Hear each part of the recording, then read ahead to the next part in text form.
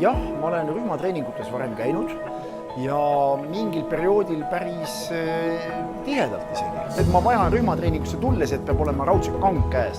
Ei, pigem tegelikult, kuna rühmatreeningu eesmärk on ikkagi selline vastupidavusttreening või kardiotreening üldse, siis ma ütlen ausalt, võib-olla ma isegi pigem eeldan, et siin ei ole mul kangi käes. Et ma pigem tulen võib-olla mõnda tundi, kus ma kangi ei saa, siis kangi ma teen küllaltki palju sealpool.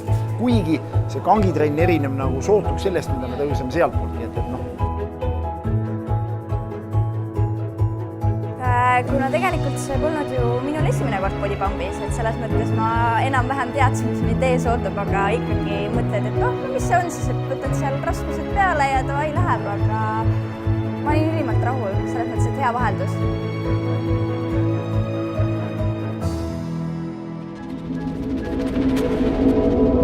Sparta teadlikule tegijale.